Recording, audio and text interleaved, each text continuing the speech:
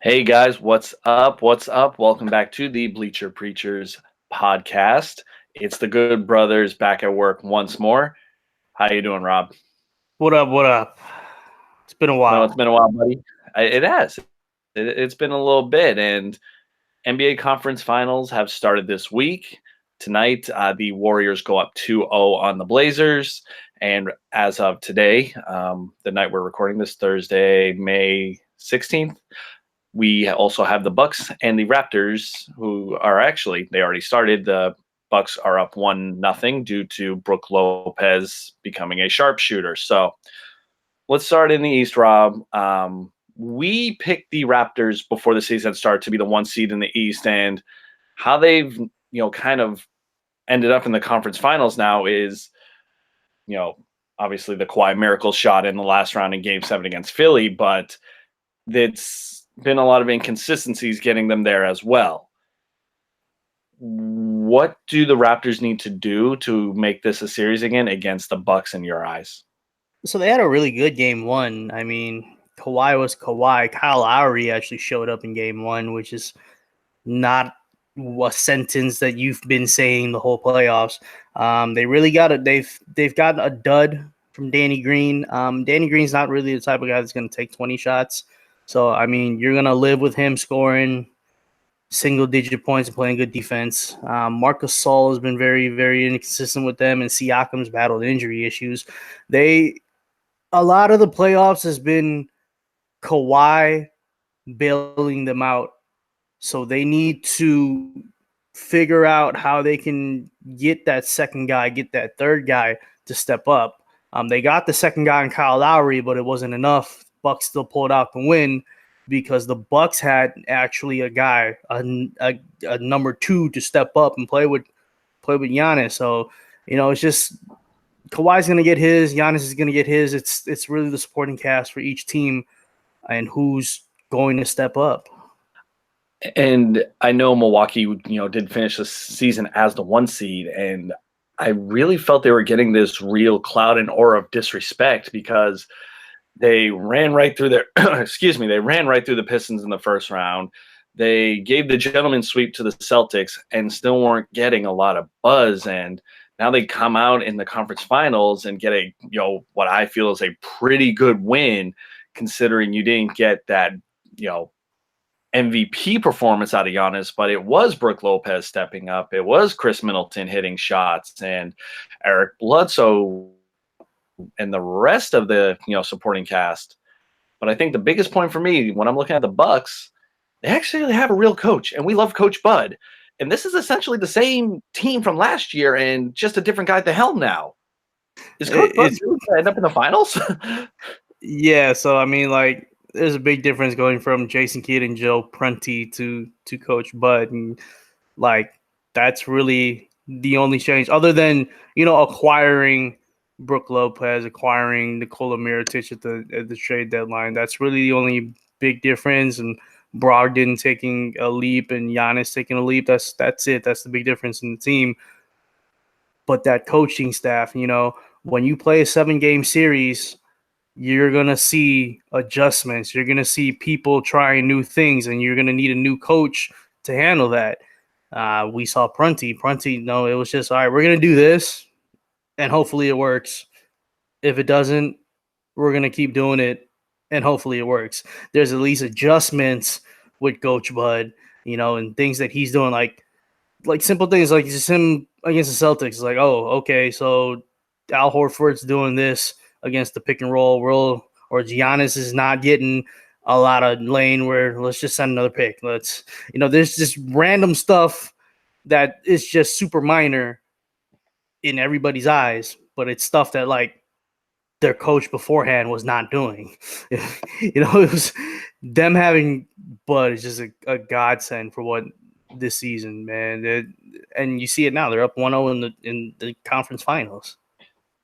And I think you hit all those points perfectly. It's not only just them being up 1-0 in the conference finals. This was a team that was wire to wire best in the Eastern Conference. And, we think the series is going to go at least 6, hopefully 7, just because we love game 7s. But, it is going to be a lot of Kawhi that Toronto is going to rely upon. And I don't know if we don't get, I don't think we get another Kyle Lowry game like that. And, Yeah, I think he hit a playoff career high. It was 7 or 8 threes, playoff career high. He had 30 points. Like that's not happening. I don't think that's happening again. And Kawhi has been playing like Michael Jordan in the playoffs pretty much. He's out here, averaging 35 a game and 60% shooting. Like Kawhi is literally putting his stamp on of being the best player in the game pretty much. You think this makes the Spurs feel even worse about last year with Kawhi? I mean, they did win a championship with Kawhi, winning Finals MVP. So I mean, they did get the championship from Kawhi, and they had him for they drafted him, they developed him. But I mean, Kawhi came into this year with a question mark, the injury pass, and then he didn't play back to back. He only played 65 games and sat do the rest and load management and whatnot. And he's killing it in the playoffs, man.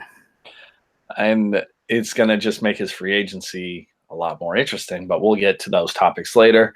Out west, the Trailblazers are, they face the tall task of taking down the current dynasty of the Golden State Warriors.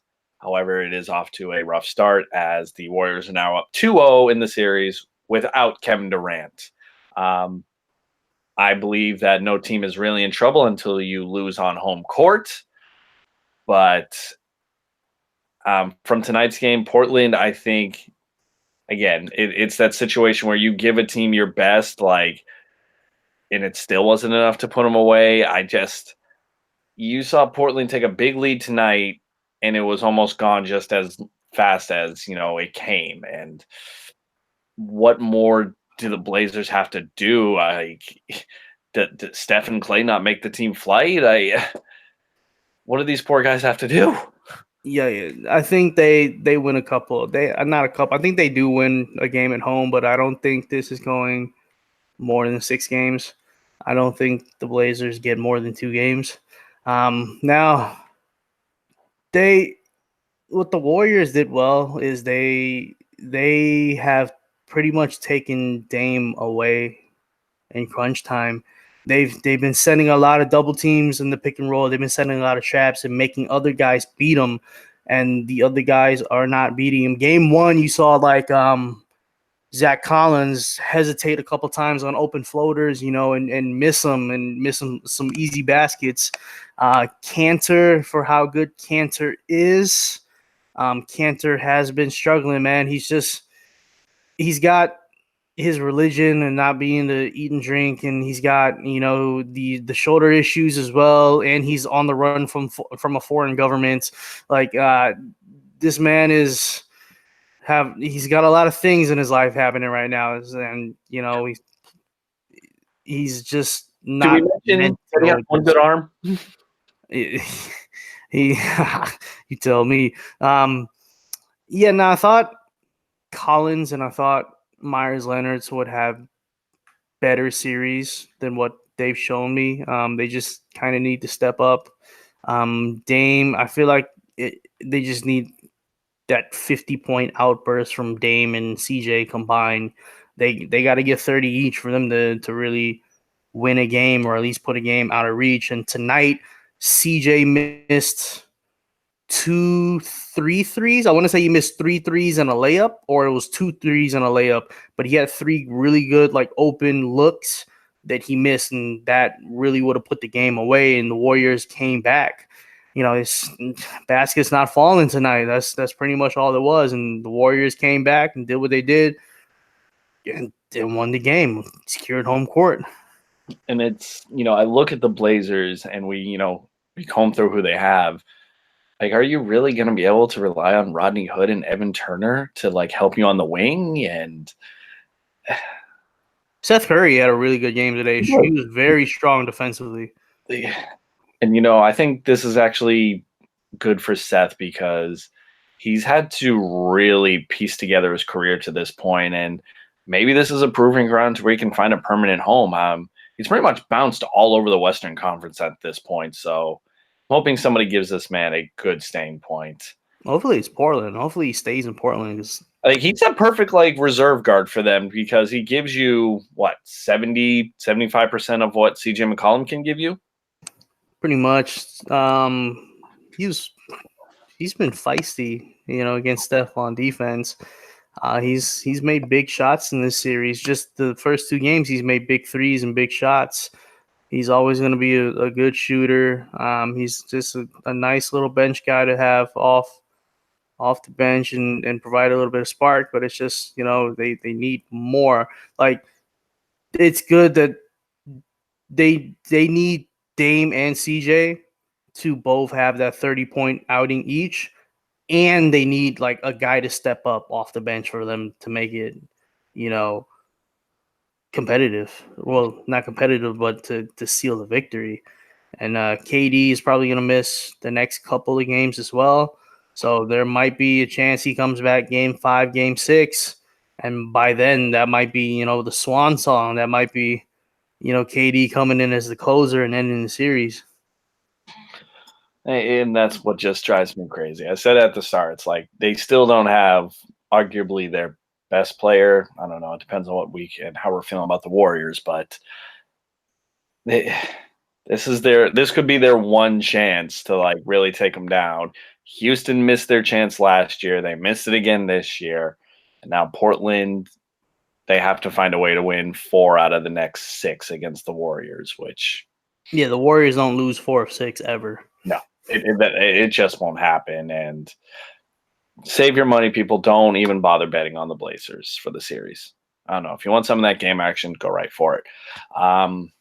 Staying in the NBA, though, yesterday or earlier this week, excuse me, was one of the most wonderful experiences on NBA Twitter, lottery night. So teams pretty much will spend their whole season tanking away at just a better chance to have the ping pong balls fall in their favor and win the number 1 overall pick.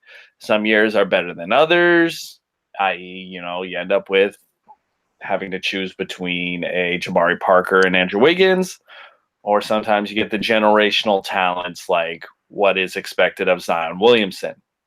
Well, this year, the New Orleans Pelicans somehow fell ass backwards into the number 1 overall pick after much hope from New York Knicks fan bases that they would actually win the lottery. Sadly, they do not. So, going through lottery night, Rob, who are some of your winners and losers from the way the ping pong balls rolled out? The Pelicans are clear number 1 winners. Memphis are winners. The Lakers are winners. Just teams that jumped up. Those guys are the winners. Every fan that despises the Knicks were winners.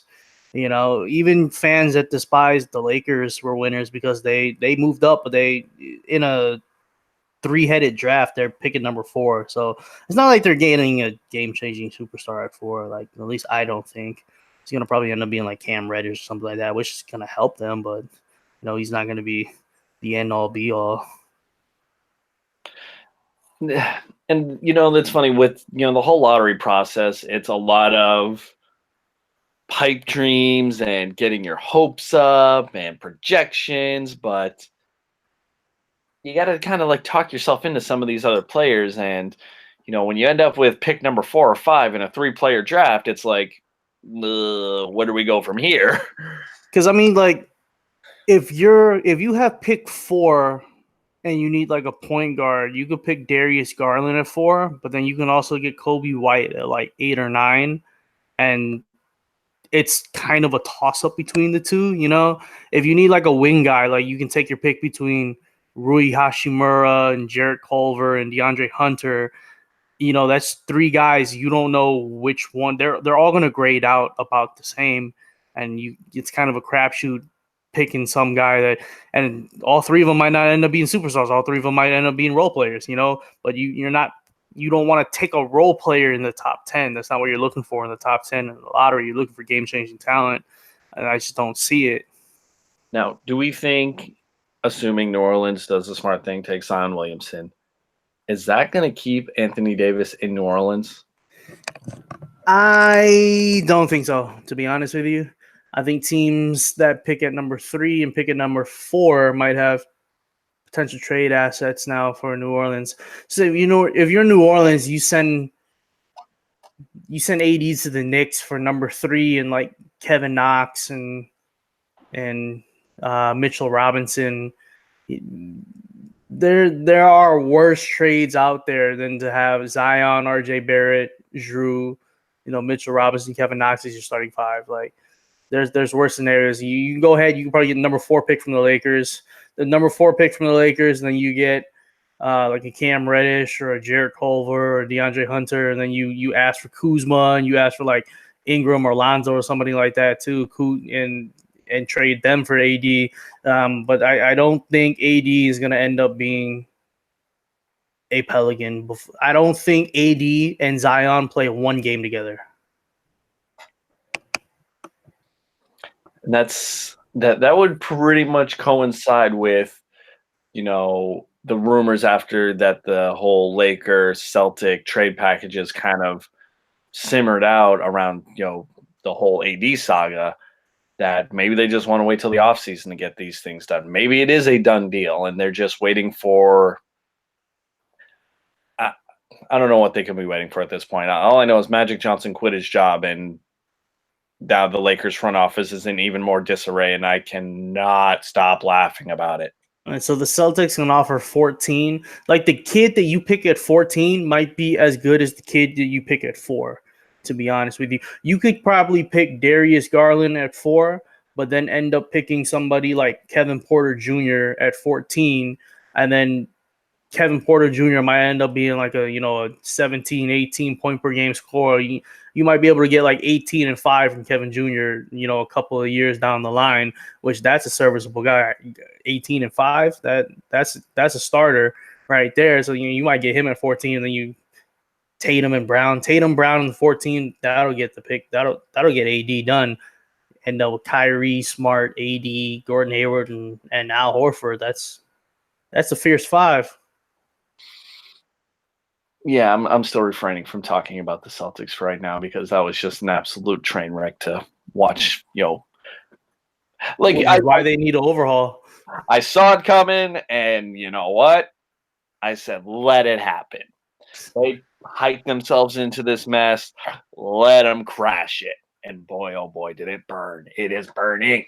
Teams that should go after AD that are wild cards. The Clippers. The Clippers could potentially sign 2 max free agents and then trade away literally all their roster that's making money and get AD and go Kyrie, Kawhi, AD. That is feasibly possible. That could happen with the Knicks as well. They could trade for AD and then sign KD and Kyrie. So it would be Kyrie, AD, KD in New York. A sneaky team, the Nuggets. I think the Nuggets. So the Nuggets, if you point guard, Monte Morris, Jamal Murray, shooting guard, Malik Beasley, Gary Harris, small forward, Michael Porter Jr., Will Barton, and you just go to New Orleans and say, pick one from each grouping, and you can have the pick, give us AD. So you're essentially getting 3 starters, a point guard, a shooting guard, and a small forward, plus a pick for AD. Now, if you're the Nuggets, I don't know if you do that just because I don't think AD is going to stay more than a year, but having AD and Jokic, that might be, that'd be Twin Towers right there.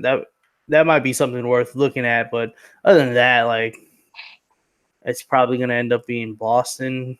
I really don't think the Lakers make the trade. I think they're still mad at the Lakers for all the shenanigans that happens. I really don't foresee a Laker trade unless they literally give up everything. Who knows? Maybe the Lakers do panic. Maybe they overpay. All I know is thank God that window now opens up a little bit earlier, and the tampering will just be running wild come June 30th.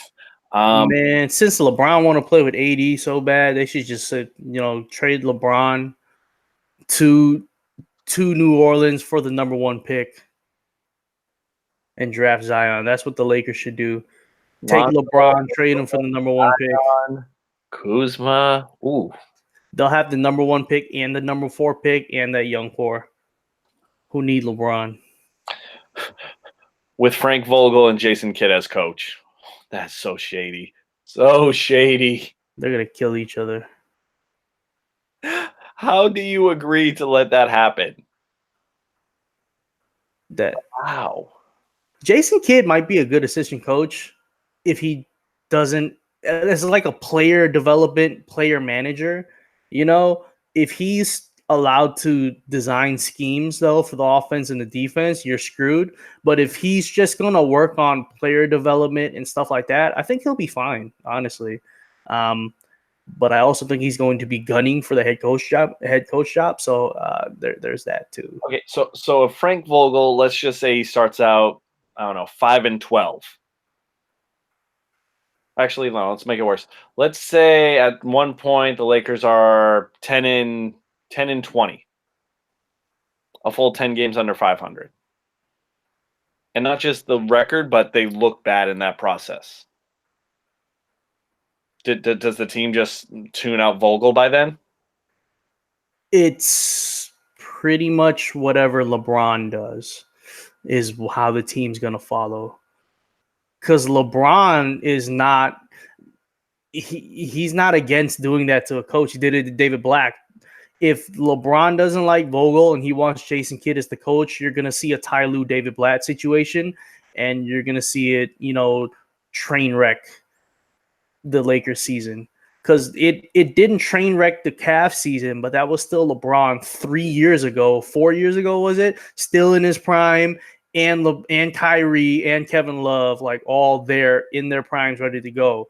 You don't have that with the Lakers. I mean, well, not yet, but it could be something where it potentially derails everything for the Lakers. Things that I just never get tired of seeing. Another lottery note.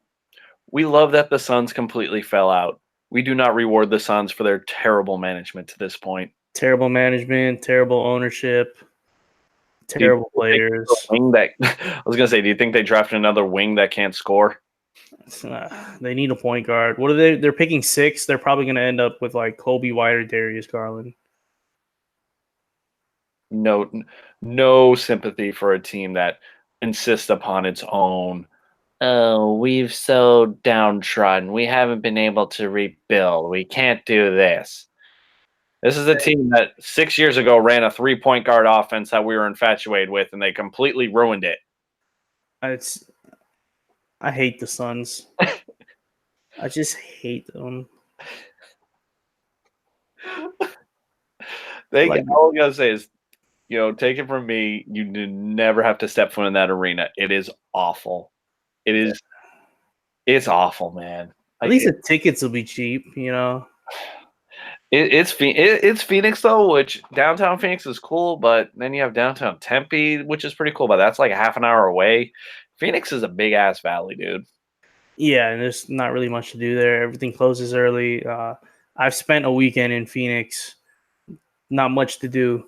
They built a river in the middle of the city? Yeah, I didn't realize there was a river until I had to leave. Like the day I had to leave, I was like, wait, there's a river I could have went to? Yeah, I found out just Tempe said, you know what, we want a waterfront. Let's make this happen. Yeah, that's old in itself. I feel like I'm missing a few other basketball notes. We touched on the Kyrie, KD free agency situations. So are we thinking Warriors, Bucks in the final? Yeah, definitely Warriors, Bucks. Should be a fun matchup. I mean, the Bucks have given the Warriors problems, in the past couple of seasons, and if this is the best version of the Bucks, maybe we finally get a competitive finals. Yeah, so like Malcolm Brogdon will match up. Hopefully he's 100% by then, but he'll match up with Clay, no problem. Chris Middleton is going to take away one wing, and Derek Bledsoe is going to harass Steph Curry. Now, if KD's healthy, there's a good chance that the Warriors are walking away with this. But if KD is not 100%, there's a good chance the Bucks might be the NBA champions. What a weird, weird world we'd be living at that point.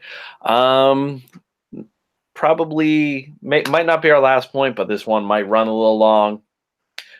Game of Thrones wraps up this coming Sunday. It is the culmination of one of the most talked about, most glamorized, and overall game-changing television event. I mean, can we? It's like more than TV at this point. It's become its own culture in its own right. But needless to say, not everyone's been openly receptive of the final couple of episodes. And we are now on the brink of it all coming to a close. And in about an hour, 20 minutes, they got to wrap up a whole lot of storylines. So, Rob, who is going to claim the Iron Throne this Sunday night? I think it's going to be no one. The last couple of minutes it's going to be two people sitting on the Iron Throne. It's going to be Jon Snow and Daenerys, and they're both going to be holding each other, and they're both going to be on the verge of death because they've killed each other on the Iron Throne. That's how the season's going to end. Now, I've watched all of, what are we on? 5, this is 6 episodes. I've watched 5 episodes, starting from season 1, or starting from episode 1, season 8. I still don't know everybody's names. I go off of what they look like and what they do.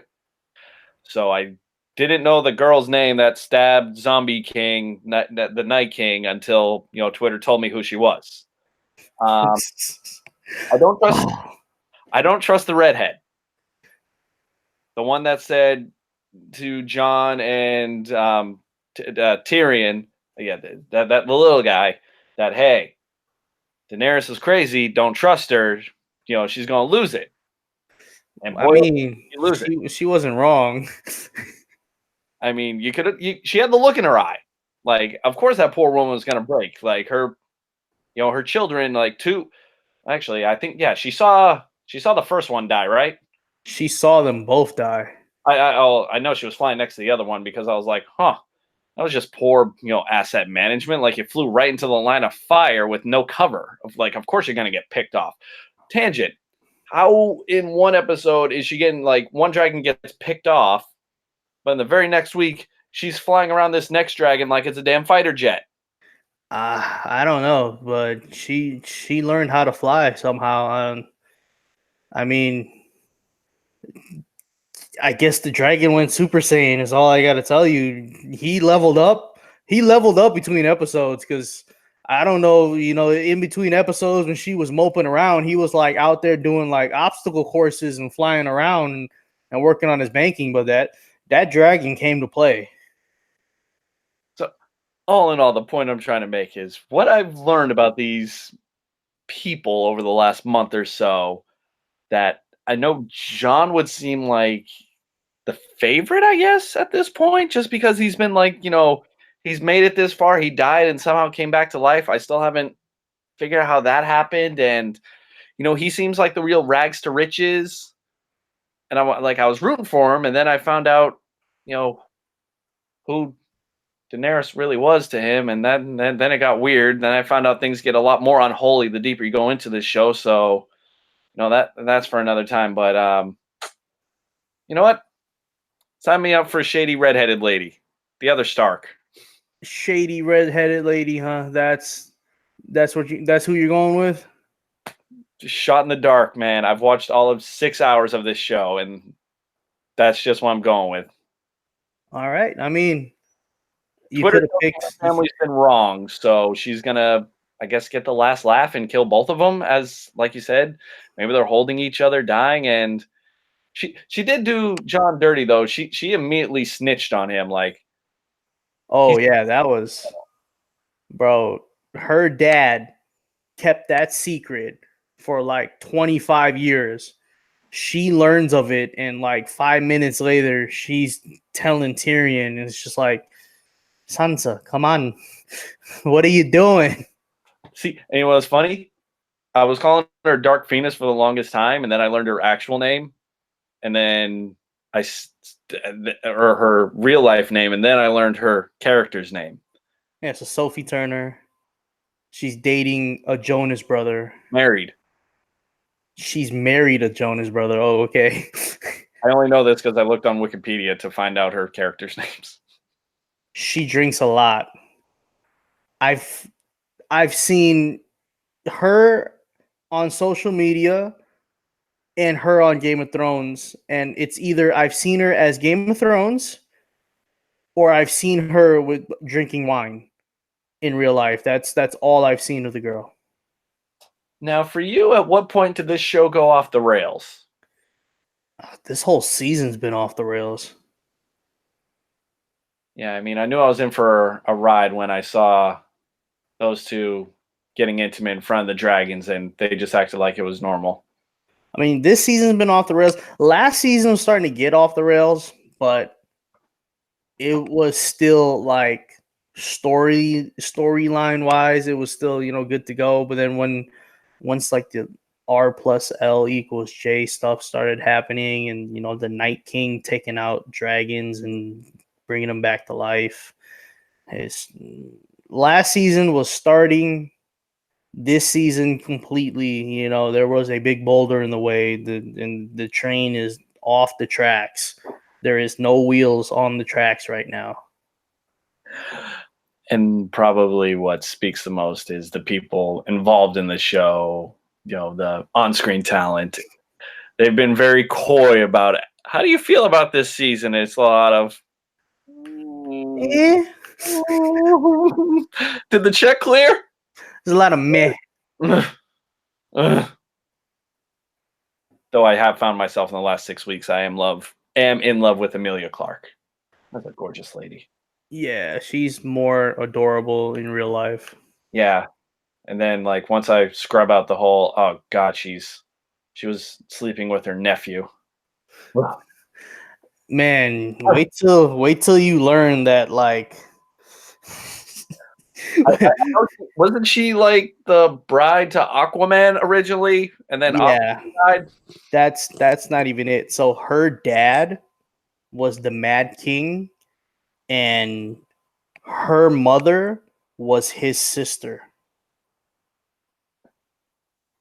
So the Targaryens believe in keeping their bloodline pure, and the only way to do that would be to, not sleep outside of the bloodline.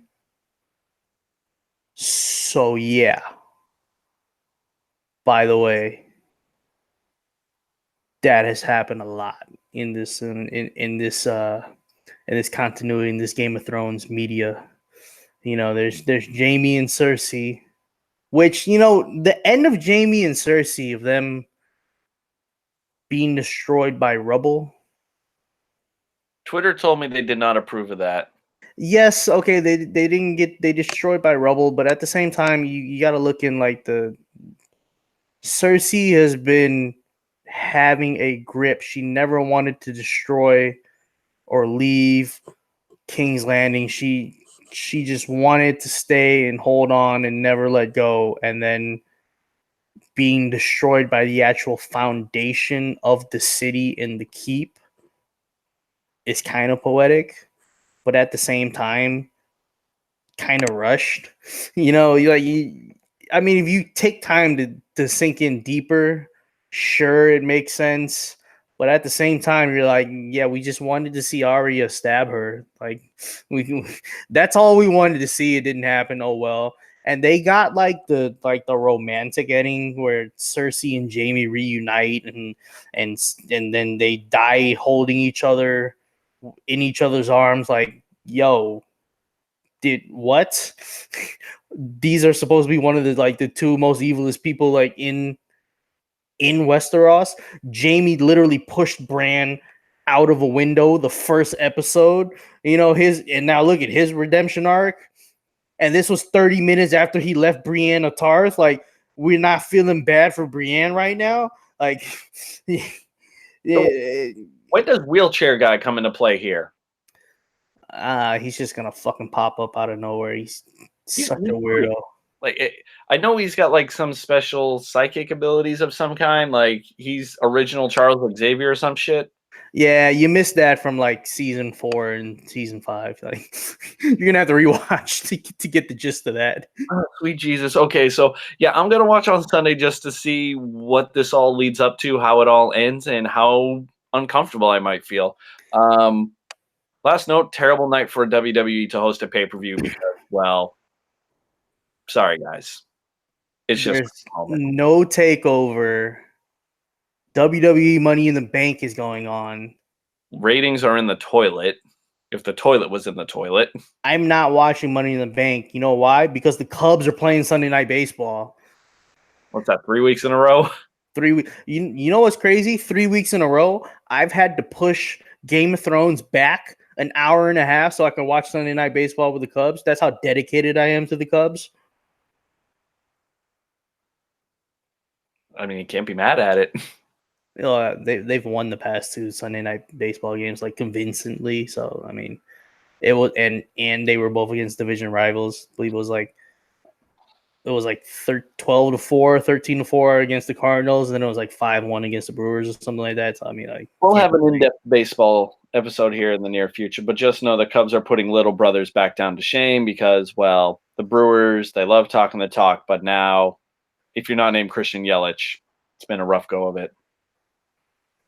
if your name is Christian Yelich, Jesus Christ, calm down.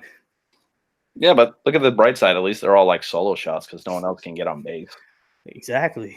With that being said, though, any other thoughts, concerns, issues? No, We not, kind of not kind of groomed over what you've been watching, but man, they really did it this season to those poor fans. I'm sorry for y'all. And the 300,000 people that signed a petition for them to remake this season of Game of Thrones, yeah, that's not gonna stop. happen. Just stop. The check's already cleared. They're not. They're done. Those 3,000, people can pay to redo Game of Thrones. Let's see how many people are stay on that petition then when you got to pay a couple $100,000. Easily. With that being said, guys, thank you for tuning in to this bizarre episode of the Bleacher Preacher podcast. We're on Twitter at Bleach Preach Pod. Bleach Preach Pod on Twitter. Instagram, Bleacher Preacher Podcast. Occasionally we'll throw up some content on there. You can listen to the show on most major podcast streaming apps, Google Play, SoundCloud, Stitcher, the Apple Podcast Network. Still waiting for the Spotify mess. I don't know. Between them, Tim Hortons, no one ever wants to email me back because apparently, can't get no love to the little guys. You know what? So be it. I'm doing it for the fun. I don't need their approval or recognition. You can follow me on Twitter at Jonathan_R. Rob, go ahead and plug your stuff. Rob _BPP. That's me on Twitter. I think I'm Rob _BPP on Instagram. I think that's my email. Email me stuff. Just Get holla at him your a good boy. steak recipe. The man loves to, well, actually, no. He does his own steak thing. Anything outside medium rare, send it back. Pretty much. And with that being said, guys, thank you again for tuning in. We'll catch you in the next episode. Have a good one.